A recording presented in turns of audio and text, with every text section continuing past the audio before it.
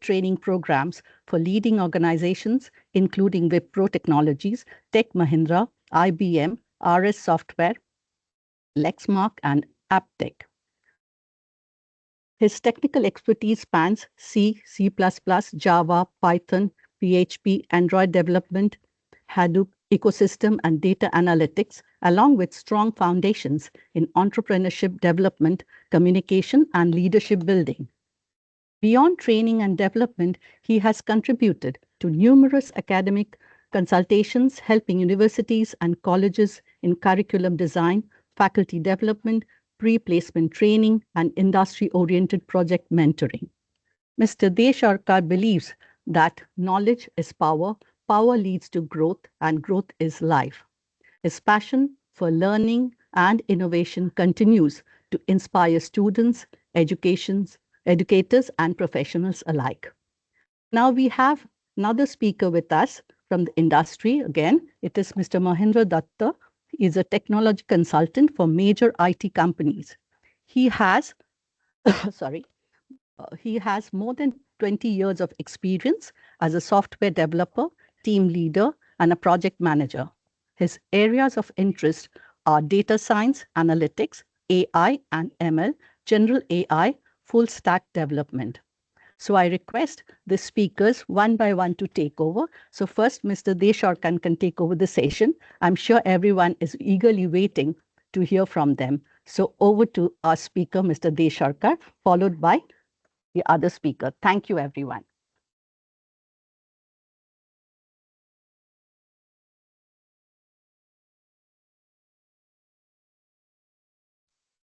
Very good evening. Am I audible?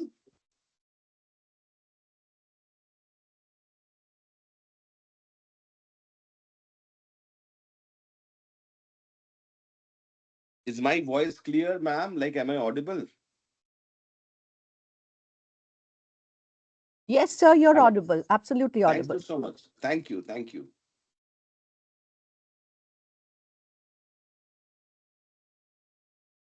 Uh, a very good evening to one and all.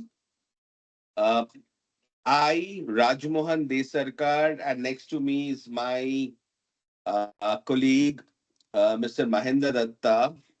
We are extremely happy and privileged to be a part of this faculty development program. And before we start, we would like to express our heartfelt thanks and gratitude to the principal, Professor Anirban Chakraborty, and to Dr. Rupa Bhattacharya, who contacted us to be a part of this particular program. So, thank you, everyone, and definitely all the participants. As we could see, there are many of them today who are there for this program. For next, like around 40 minutes to 45 minutes an hour, we will try to share our perspective on the theme of this FDP. And during this session of ours, we will also take up questions from the participants. We will try to show a small example also uh, in order to align with the goal of our presentation. So thank you so much once again to all the organizers for inviting us. Today, our topic is Gen AI for personalized medicine. Generative AI, as we all know, is a common word that is in the mouth of everyone. And the best part is that generative AI is not restricted to people from the field of computer science or allied departments. Gen AI or applying Gen AI today due to advancement of artificial intelligence and softwares and tools that are implementing or rather that exists in this particular domain are such that anyone without any background of computer science can use generative AI. Just to give you an instance, Someone who has no uh, background of programming or actually computer science can use modern day generative AI tools to customize it as per their requirement. So whenever we talk about generative AI for personalized medicine or generative AI and its application in the field of healthcare, uh, medicine, and anything related to that, there are two possible approaches. In recent times, we conducted similar kind of hands-on workshops, not only for people with computer science background, but we did the same with people from other backgrounds. The best part of generative AI is that, as we all know, there is a tool-based approach. For example, we all use tools like ChatGPT, Gemini, Copilot, and similar kind of tools, Perplexity. We know that, for example, if I talk about OpenAI's tool ChatGPT, it comes with a pro edition. We call it as the GPT business, or there is something called GPT teams. Now, these pro editions, if we procure their license, we can customize the GPT for our personal workflow. That workflow is across any verticals. It is not restricted to any specific domain. We can customize it and we can apply it for different business activities. Just to give you an instance, in recent times in our organization, Ardent Software Services, that focuses on development of custom softwares, we customize GPT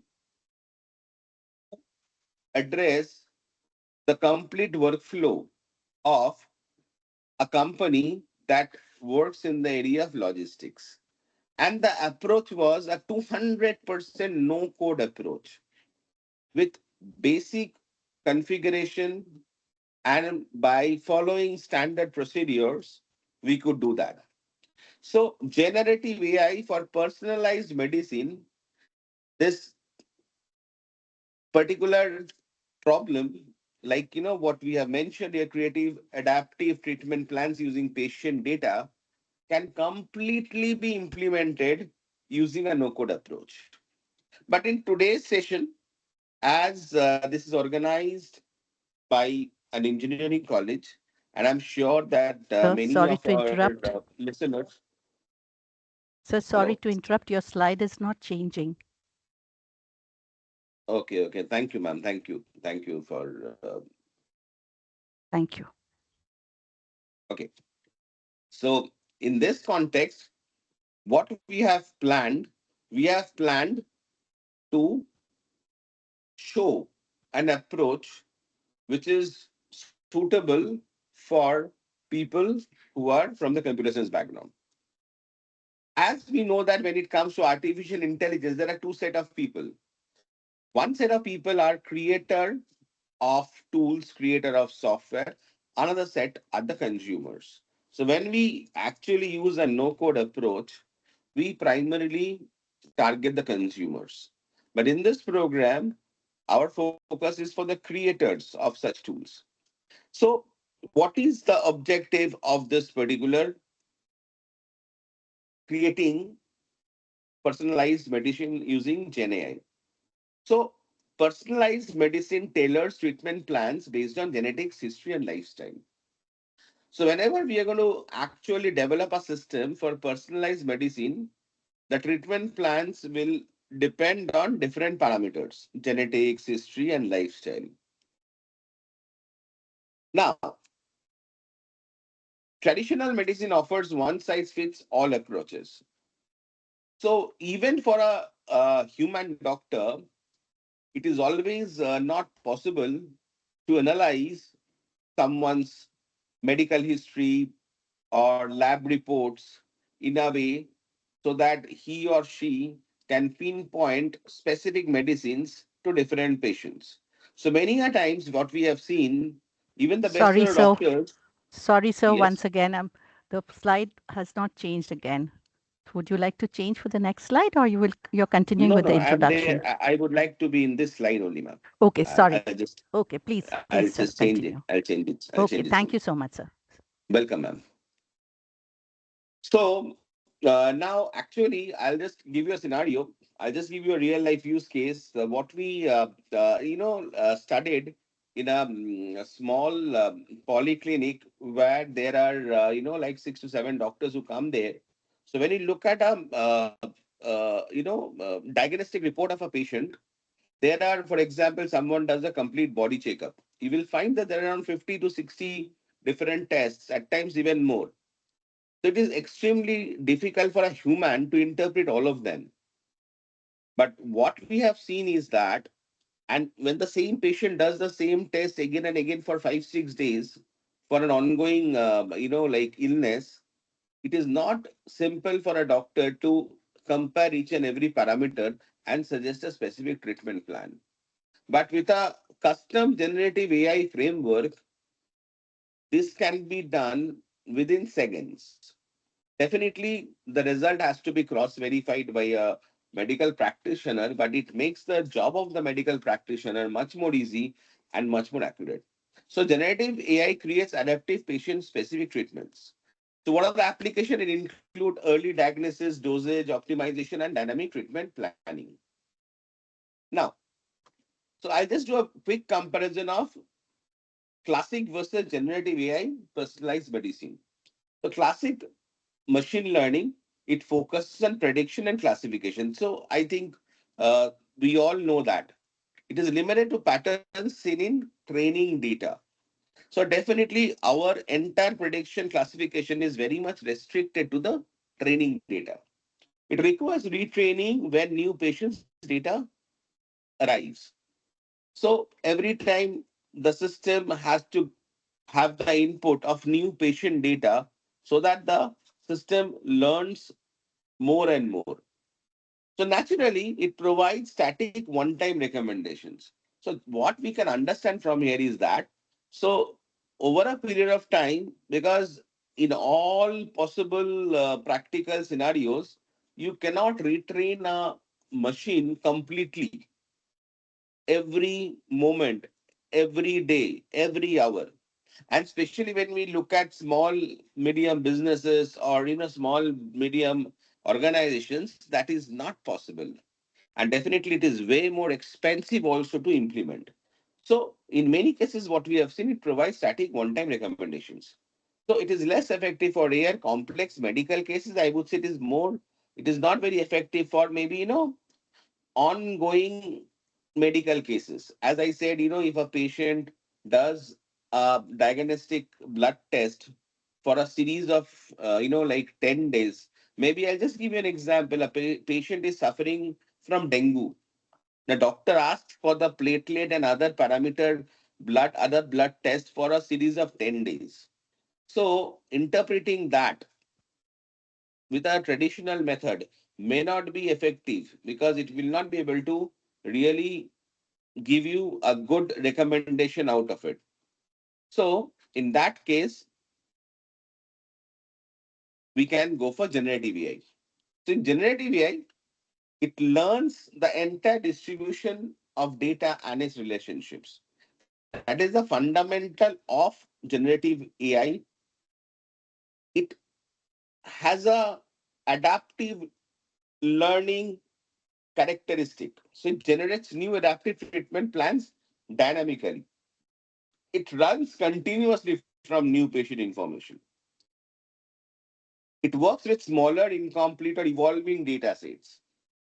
So we may not worry about how exhaustive the data set is. It enables real-time personalized healthcare decisions. So these are some of the points which definitely keeps generative AI ahead of traditional methods. So what is the objective of today's, experiment that we are going to show? So our experiment today will be to develop a AI driven system that analyzes patients' medical data, predicts optimal treatment responses, generates adaptive and personalized treatment. Number four, updates recommendations with new patient data. Now, as all of us are user of different Gen AI tools, if you supply the problem statement along with some data to a to an existing tool like a chat GPT or Gemini, they will fulfill the objective mentioned. Now, our goal is today is to show to the people who are working in this field that how to develop such a system from scratch by using the GenAI libraries that are available in Python. So, what are the methodologies that we will use? The methodologies that we will use, like data collection. So, we will definitely use some standard CSV files of patient data. So, we will use a standard CSV file of patient data that contains information about the patient. Then we will do pre-processing and cleaning of the data. And then we will train the model with generative AI algorithms. Then we will generate a treatment plan. And then we will go to the stage of continuous learning and refinement. So I would request my colleague, Mr. Mahendra Datta, who is a practitioner along with me in this field for many years. So I would request Mr. Datta to, like walk through the entire process of how we can develop a system, or how anyone who is in this field, maybe a student or maybe a researcher in this particular area, can integrate generative algorithms and develop a system like this. Thank you, Rajman sir. Am I clearly audible? Yes, sir, Very you good are evening, audible. all of you. Yes, sir, you're absolutely audible. Thank you, ma'am. Thank you. Actually, based on our objective, here we use GenAI. Why? Because in case of classic model always predict anything based on the trained data. But what is the advantage in case of GenAI? GenAI generate the new data just like existing data based on the pattern of the data. So it will generate a new data points just like an existing data. That's why here we use generative AI. At first, obviously, if you want to create a model, at that time, at first, you need to collect some data. I collect this data set from WHO website at first.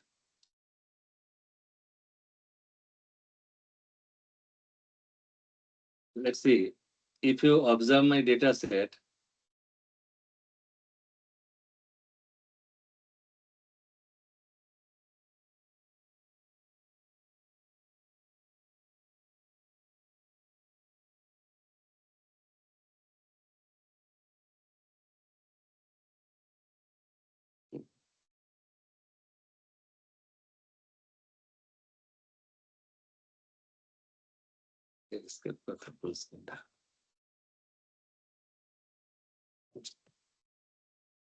actually here for developing this application, I use Google Colab.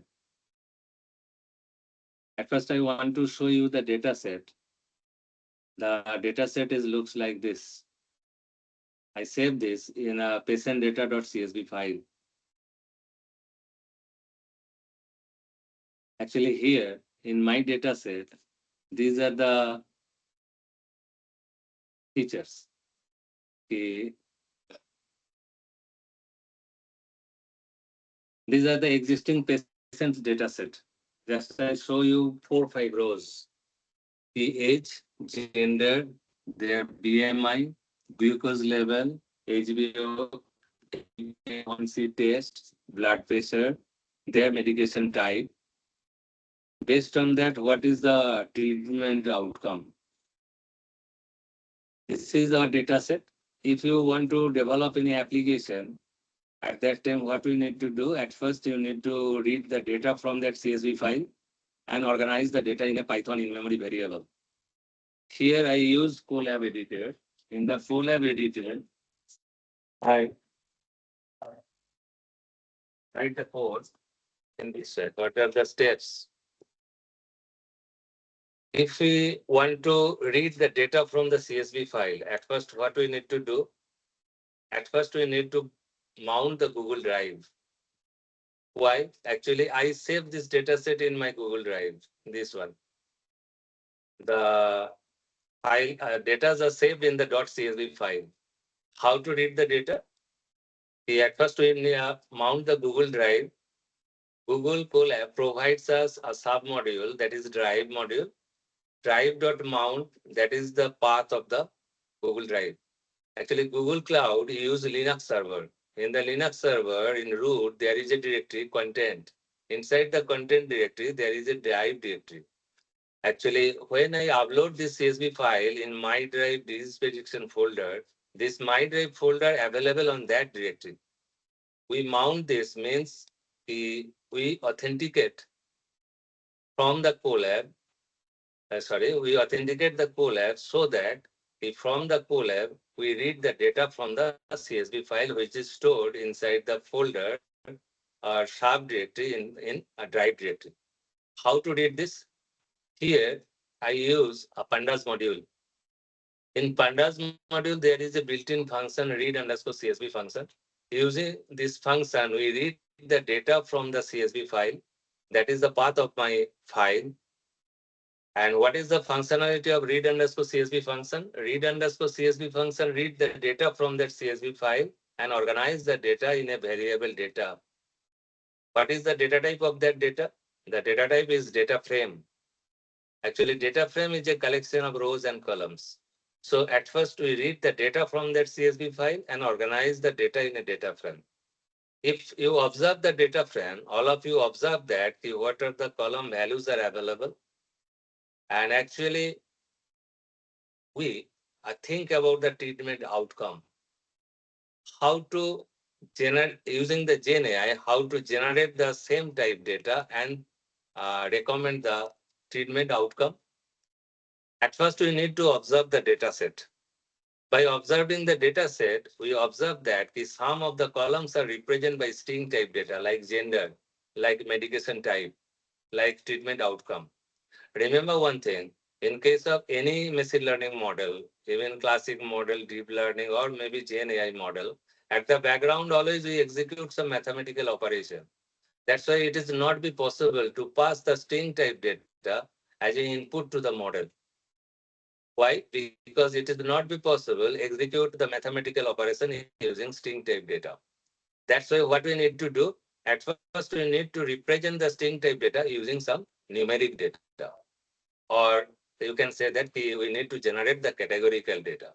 Obviously, for that reason, machine learning provides us different types of encoder for generating the categorical data or numeric data.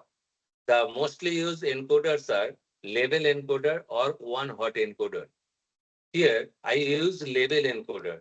Next code like this. What is the functionality of label encoder?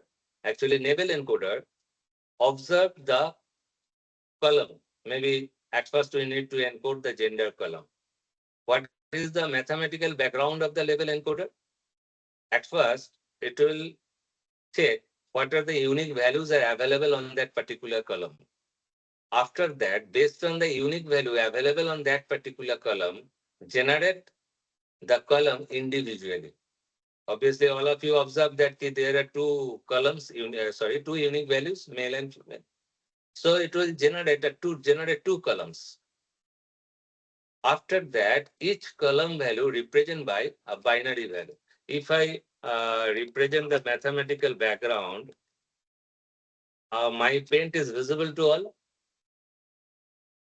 Maybe here we encode the gender column. The scenario looks like this.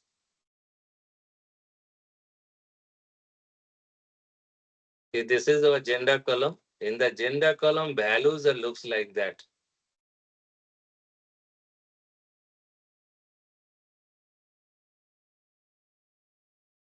In the gender column, this is maybe gender column. The values maybe this is male, this is maybe male or maybe female, anything. This is maybe male,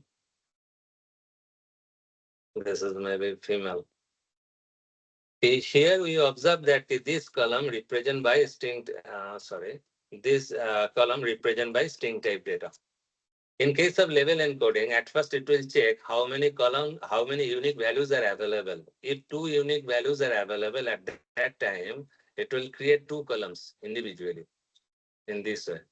It may be this one for male and this one for female.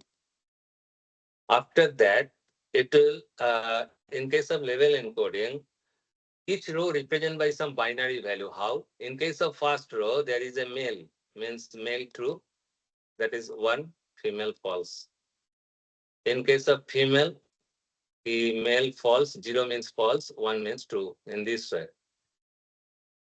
In next, female, so this is 1, this one is 0.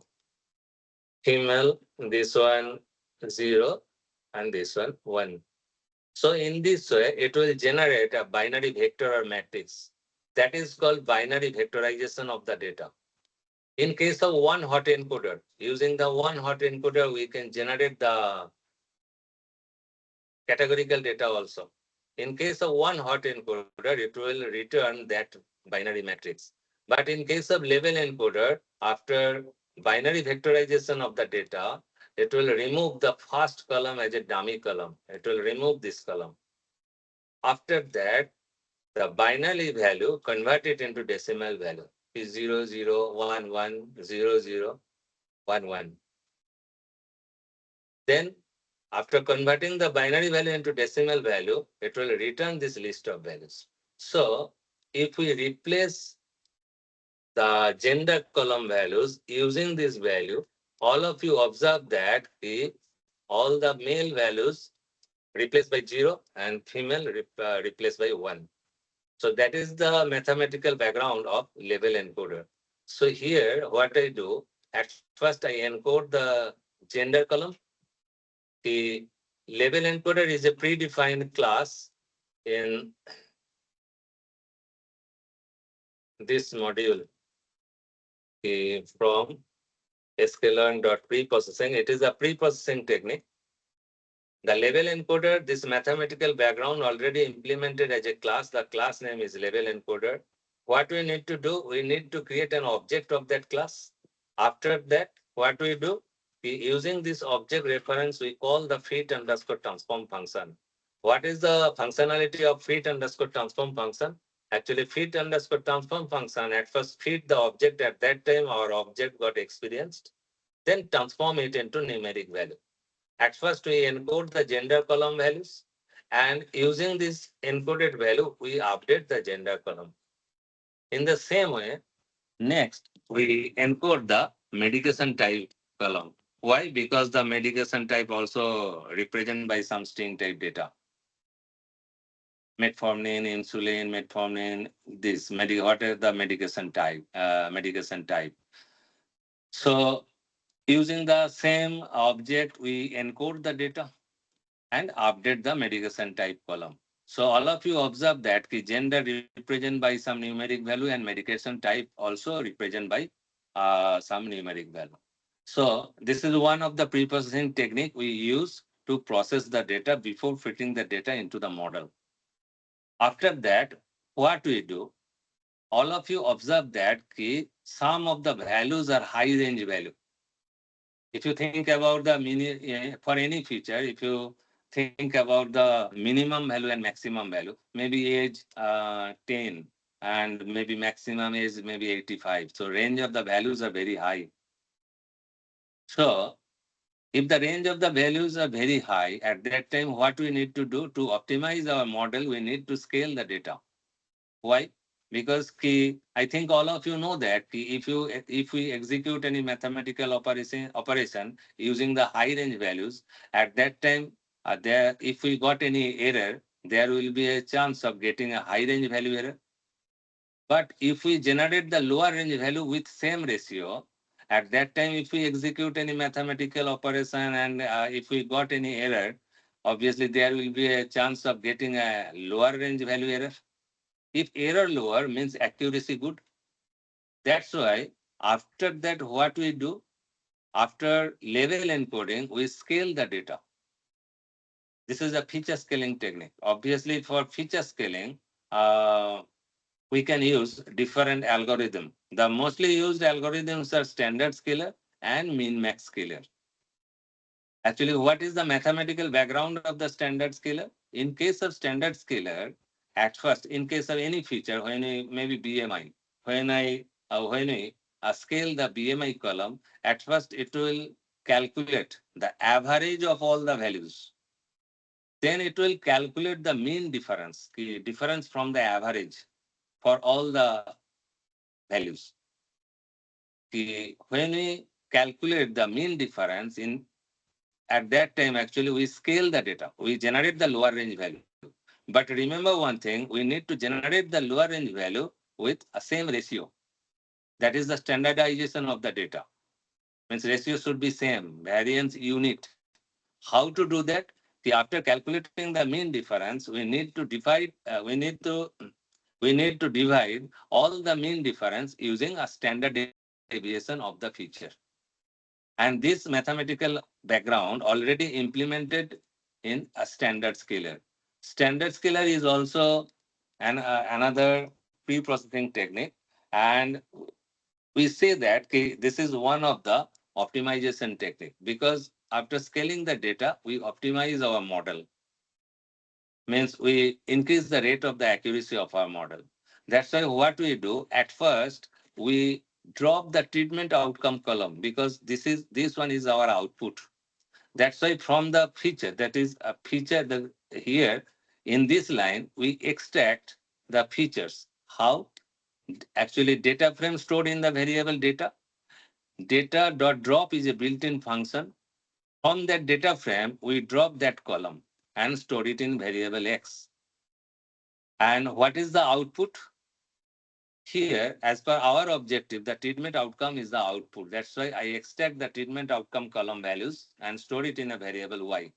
After that, we need to scale the feature data. That's why what we do, we create an object of the standard scalar class. And in the standard scalar class, class, there is a fit underscore transform function. Using that transform function, we transform the data, means generate the lower range value. But remember one thing, in case of standard scalar, don't think that always all the values lies between 0 and 1. No. This rule not strictly follows. Actually, in case of min max scalar, we can do that. In case of some of the feature scaling algorithm, we generate the lower range value. The lower range value lies between 0 and 1, like in case of min max scalar. But in case of standard scalar, not like that, all the values are lies between 0 and 1. Now what we do, here we create a generative AI model. Obviously, in case of generative AI, I think all of you know that there are different types of models are available, like GAN model, autoencoders, variation autoencoders. Actually, in case of VAE, what we do, we encode the data, then we generate a latent view. After that, by decoding the data, we generate the new type data. When we encode the data at that time, we change the shape and extract the actual data, means spatial feature, remove all the noises from the data. After that, when we decode this, actually from the latent view or encoded data, we generate the real data. So, in case of generative AI model, what we do? In case of here, we scale the data. This one is the scale data. Now, actually, here I use Keras library. There are different ways to create the model, create the same model. Here I use Keras library. In Keras, there is a layer submodule. After that, what I do? x underscore scale dot shape one. What is the meaning of this? Actually, shape is a built-in property, which it is a numpy array. It is a numpy array. It will return the shape property, return the number of rows and number of columns. One means it will count the number of rows. That is the input dimension. And what is the encoded dimension? That is the latent view representation. After encoding the data, we represent the data using that dimension. So I declare two variables in what is the input dimension and what is the output dimension. I repeat once again. In case of save, return rows and number of columns. So number of columns is the input. Number actually save return number of rows and number of columns. Rows is number of rows represented by 0 and number of columns represented by 1. So this is the input dimension. How many columns passed as input for each categorical row. And this is the dimension after encoding, it will generate the latent view. In latent view, what is the dimension of the data? That is 8. Obviously, you can increase this or decrease this based on the requirement. After that, what we do, at first we create the input layer. Actually, here I use a functional layer. In case of generative AI model creation, there are two ways. One is by creating the sequential layer and another one is functional layer. Here I use functional layer. Keras.input. Input is a built-in function. Using this function, we create the input layer where we pass all the input, all the feature as an input using the input layer. And what is the dimension? That is number of column. And store it in a variable input layer. After that, what I do? In Keras layer submodule, there is a built-in class, dense. Using the dense class, we create an encoder. When we create the encoder, at that time, obviously, we need to pass the encoding dimension. After encoding the data, we generate the new data. Then what will be the dimension of the encoded data? Maybe number of column for each category equal to 8. Obviously, you can decrease this. And what is the activation function? Activation function is ReLU. What is the functionality of ReLU activation function? Actually, ReLU activation function update the weight matrix. By updating the weight matrix, it will uh, reduce the bias or error. Obviously, different types of activation functions are available. In that case, we are working with normal distributed data. That's why here we use a ReLU activation function. And maybe the layer, name is encoded layer. Obviously, after that input layer, what is the meaning of this? After input layer, I create an encode layer. Obviously, in this way, you can use multiple encoded layer also. And what will be the output of the encoded layer? That is the latent view. After that, we decode the latent view using the decode layer. How to do that? In case of input layer, that is the input dimension. This is the encoded layer. I create an object of the dense class. For creating the decoder, we create the same class object, but what is the difference? What is the dimension of the data? Same like input data. The input data encoded by this layer, that is the encoded dimension. Maybe the input data dimension 14, number of columns 14. Then after encoding, it will store the data using 8 columns. Again, we generate same number of columns by decoding this. That is the main important thing. And here we use sigmoid function. Why we use sigmoid function? Actually, it is like a problem of classification. That's why here we use sigmoid function to decode this. And obviously, after encode layer, I add the decoded layer. That's why we pass this as a parameter. After that, what we do? Don't think that in case of these 3 lines, we create the model. No. At first, the input layer, we create, then encoded layer, then decoded layer. Where we create this model? In Keras module, there is a model class. What is the input layer? That is input layer. Then what is the output layer? Decoded is the output layer. From the output layer, we got the output. So here actually we create the model and store it in a variable, maybe autoencoder. After that, what we need to do? We need to create a full-fledged neural network. That's why we use a compile function. After creating the GenAI model, we need to compile it. Here I use Adam optimizer, a built-in predefined optimizer. Obviously, remember one thing, we can customize our optimizer also by changing the learning rate. We are trying to increase the rate of the accuracy. And here, for calculating the loss function, we use a mean square error. Different built-in functions are also available to calculating the error. After that, what we do? We create a model summary. So here, actually, we create three layers.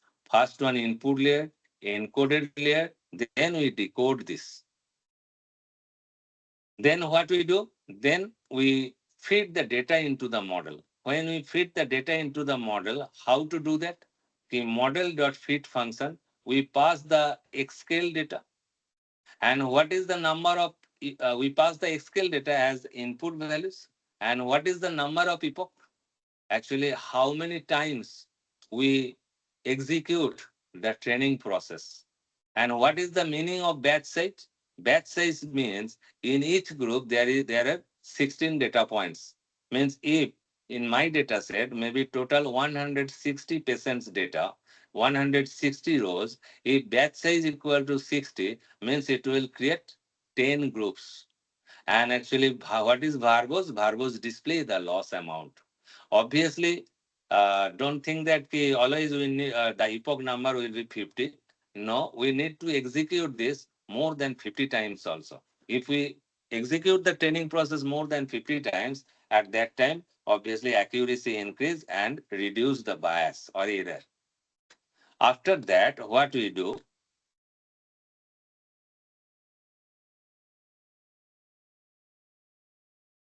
Just that.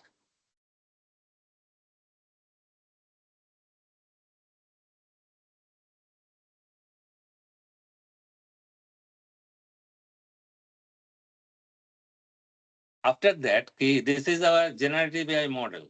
After that, we create encoder and decoder model separately. Why? Because we need to recommend this. How to do that? We create an encoder and decoder model separately. We create a model, inputs input layers and output encoded data. This is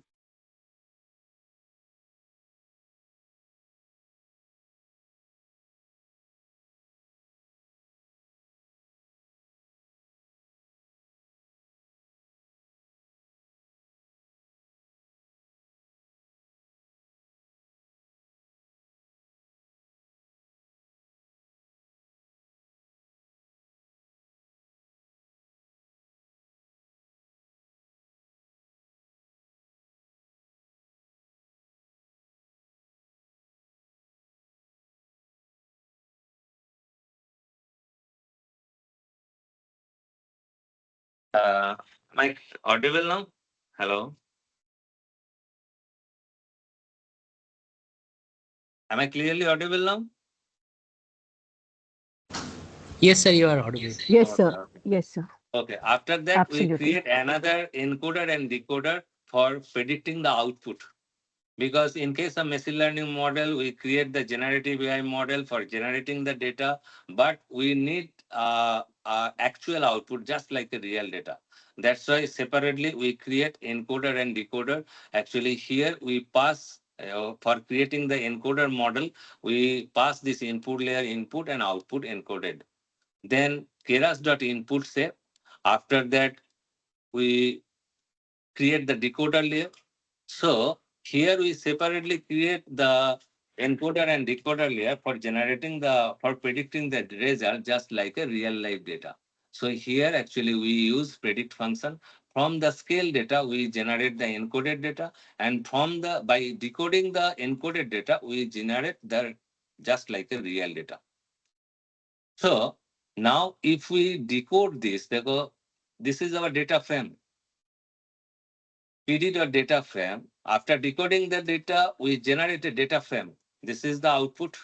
This is the predicted output. Then we decode this and organize the data in a data frame once again. Actually, this is our encoded data. Then what I do, decode this data. Is a decode df.head. Check it. Actually, this is the decoded data. Actually, decoded data generate the output. Using the decoded data, actually, we visualize the data points. What are the actual data points and what are the reconstructed or generated new data points? How to do that? These are the encoded data. After decoding this encoded data, we got a decoded data. Actually, this is just like a real life data. But remember one thing here, medication type represented by the numeric value. Obviously, we can represent this using the string type data also. Before generating the string type data, what we do, we check this whether model is good or not. The generated values are nearer to the actual value or not. So all of you observe that in case of reconstructed data represented by the orange color circle and actual data represented by blue color circle. So you observe that all the values are nearer, not the difference not greater than zero point 0.5. So by observing this, we observe that they are nearer value, nearest value. So how to generate the actual output? Here, based on the decoded data, what I write over here, np dot where decoded DF glucose greater than 0.5 adjusted into insulin and maintain dose. We generate a numpy array, check it. This is decoded data. What are the columns are available in the decoded data? The decoded DF glucose level. So check this. This is glucose level. If glucose level greater than zero point 0.5, this is the condition. We extract the adjust insulin and maintain dose value and store it in a decoded DF suggested treatment. After that, we predict the output.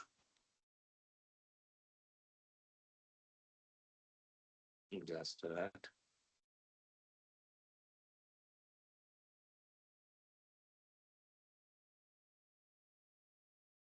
So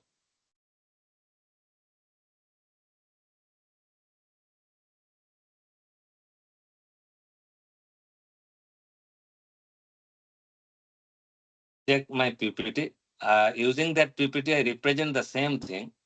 Encode the data, then decode the data. After decoding the data, these are the original representation. And from that, we think about the treatment plan. So, generated personalized treatment, we recommend the generated personalized treatment using that type of generative AI model and improve the diagnostic accuracy by 20 to 30%. So, is it clear to all?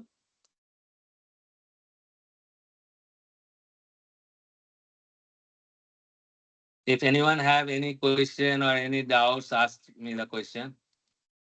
Uh, Hello, everyone.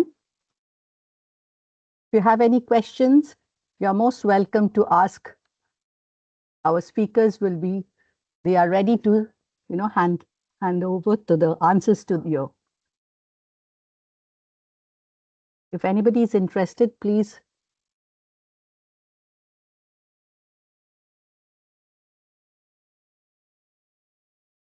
raise your hand so that our speakers will be able to quench your thirst for the knowledge.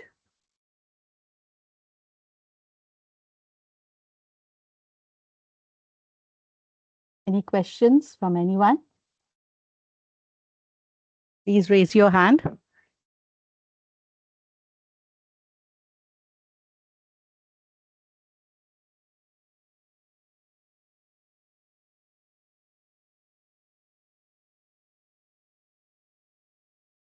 Any questions from anybody?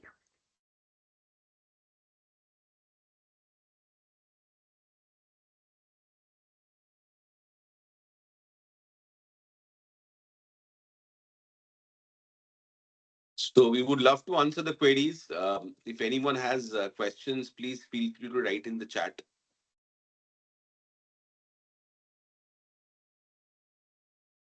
You can also type your queries if you want to. Our speakers are ready to answer your questions.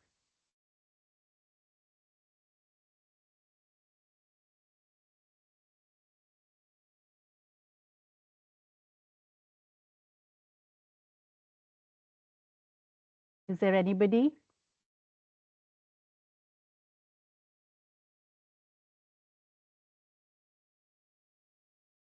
Would you like to type your questions? You're most welcome to do so.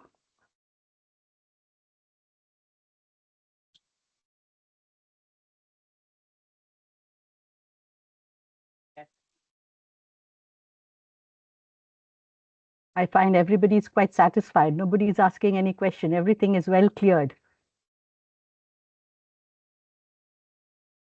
Yeah, we have a question from Mr. Abhishek Banerjee. Uh, how does generative AI based models provide better results than classical classification models? Actually, in case of classic classification model, give us the output based on the training data set. But in case of generative AI model, there are two parts. One is generator, another one is discriminator. Actually, what is the functionality of generator and discriminator? Generate the new data points based on the noise data, noise matrix. And what is the functionality of discriminator? Actually, discriminator help the generator to generate just like a real data. Means discriminator classify that the generative AI, generated data real or fake. So in case There is of an echo. generative There is AI, an echo. There is an echo. Please mute your. am I clearly audible now? Yes, yes, sir. You are audible now. Thank you. Actually, in case of generative AI model, there are two parts. One is generator and another one is discriminator. Generator generate the data just like a real data from the noise matrix. And what is the functionality of discriminator? Discriminator classify that whether it is just like a real data or not, real or fake. That's why in case of generator, it will generate just like a real data. Don't think that it will predict the result based on the training data set, not like this. That is the advantage in case of generative AI model. We got new data points.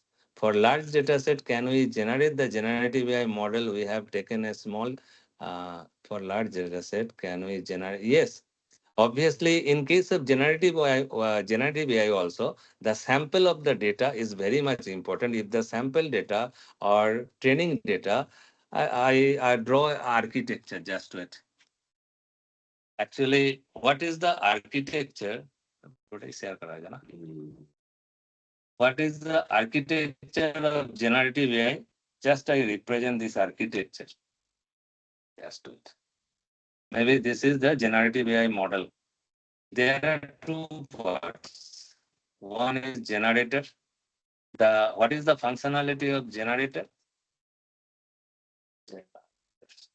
Actually, generator generate the new data on the matrix. Randomly initialize this noise. This is called noise matrix. Noise matrix. Randomly initialize this noise matrix. From that noise matrix, actually generator generate the new data. How to know that whether this generated new data is just like a real data or not? This is generated data. Generated data. But what is the functionality of discriminator? Actually, discriminator, in case of maybe this one is discriminator. Discriminator. We pass the generated image as an input and real data as an input. Maybe these are the real data. Real data. as an input to the discriminator. And what is the functionality of discriminator? Discriminator output will be कि generated data are real or fake. Generated data real or fake. So how to discriminate or classify this? Obviously based on the real data. That's why if the real data size is big, obviously discriminator classify this more accurately. That's why obviously in case of generative AI model, we need big size data. Now another question, how can generative AI be used to improve the communication between physicians, patients, or assist in medical record keeping such as transcribing notes? Obviously, in case of uh, generative AI model, I think all of you heard the name of the pre-trained model. What is the functionality of pre-trained model? Pre-trained model already trained using some data set. And obviously, for getting the more better output, we can fine-tune this. How? Obviously, in case of physician, in case of patient data, in case of assist in medical record keeping, we store the data in an repository. By using data streaming, obviously, before predicting the result, we pass this new generated data as an input to the generative AI and we fine-tune this.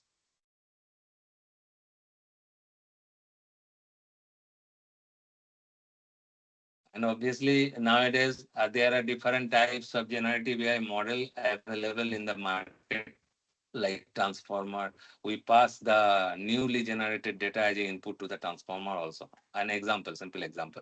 Huge number of models are available. Okay. Or any question? Sir, I think there's a question from Mr. Sachin. What are the what are the potential drawback in AI in personalized medicines? Actually, what is happening over here? In case of medical field, there are huge risks. Maybe uh, think in this way. Maybe in case of my case study, I working with a glucose level. Glucose level is not so much risk in case of glucose level. But if the disease depends on smoking, taking alcohol, in case of taking drug, when doctor asks the patient whether the patient take the whether the patient is a smoker or not, all says that occasionally, drinking or not occasionally, but actually we observe that maybe they take the drug frequently, smoke frequently, but wrong data are stored in the data set. This is very uh, wrong data. This is the risk in case of the generative AI model. Obviously, we need to observe the data set. Even doctors also need to observe the data set whether the data are correct or not by comparing with the previous patient's data set.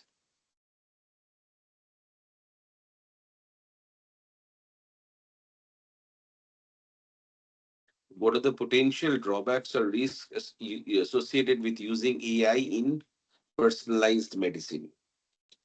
Yeah, definitely. As a continuation to what Mahendra sir said, the biggest risk is the major challenge as we still face with generative AI.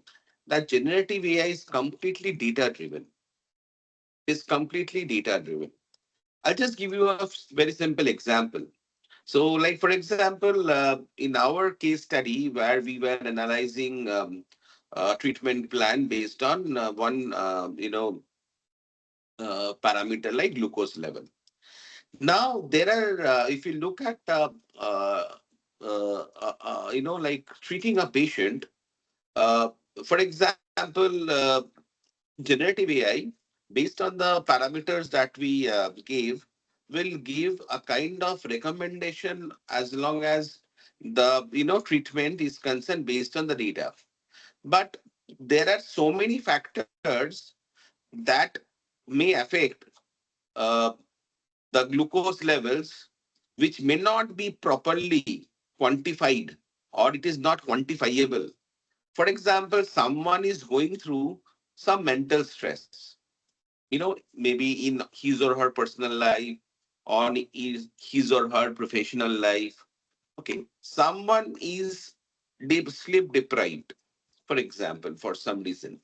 So if those inputs cannot be quantified properly, then the output or the medication may not be appropriate.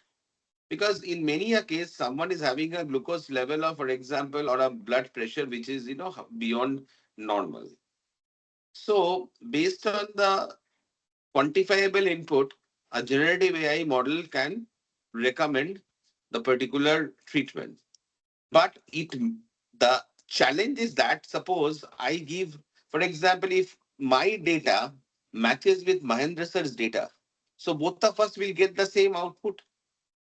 Or if 50 people in this meeting has similar kind of input data, so all will get a similar kind of treatments. But my my stress level, my state of mind may not be same as Mahendra sir's state of mind. He may be in a very stress-free situation condition. I may be stressed for some reason.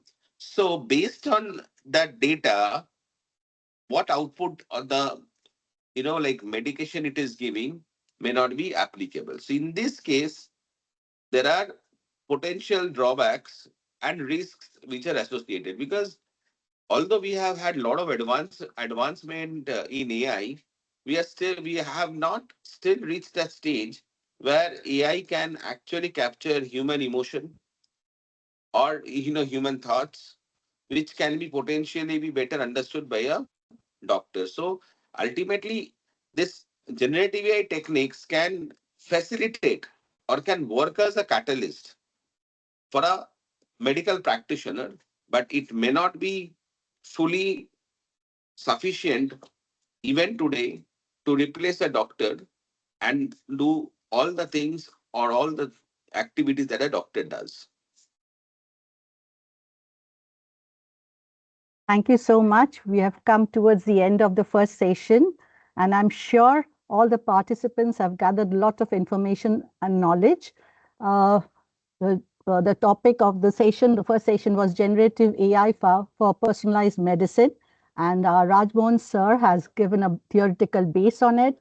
And Mohendra sir has shared with us in a collab by giving us demo real life through data analysis using Python. I'm sure everybody enjoyed the session and have collected a lot of information and knowledge on this. Thank you so much, sir. Both of you, thank you so much for your valuable time you shared with us. Thank you once again. And we come to the end of the session one. I'm sure you have got the participants, you have got the link for the next session. Thank you once again. And I take your leave. Thank you.